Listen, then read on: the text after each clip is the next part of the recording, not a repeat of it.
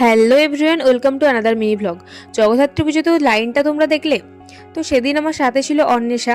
তারপর আমরা ওখানেই কাছাকাছি একটা জায়গা তন্দুরি চা খেতে গেলাম। আর এই চায়ের দোকানের সন্ধানটা অন্বেষাই আমাকে দিয়েছিল, আমি জানতাম না। বাট চাটা বেশ ভালোই করেছিল। যেহেতু আমরা দুজনেই ভীষণ চা প্রেমী, তো সেই জন্য চা নিয়ে একটু ঢং করছিলাম। তো যাই হোক, তারপরে আমরা অন্য একটা প্যান্ডেলেও চলে গেলাম ঠাকুর দেখতে। এই প্যান্ডেলটা দারুণ করেছিল।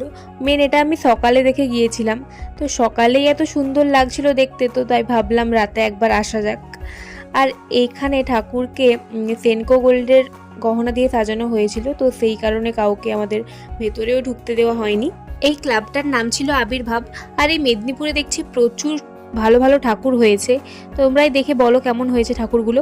তো যাই হোক, তারপরে বাড়িতে এসে উইঙ্কিসের একটা কেক আর একটা আইসক্রিম নিয়ে আমাদের এক্সপেরিমেন্ট চলছিল। তো আমাদের এসব ভঙ্গি ভাঙ্গা চলতে থাকতো। তোমরা তাড়াতাড়ি চ্যানেলটা সাবস্ক্রাইব করো। আজকের জন্য টাটা।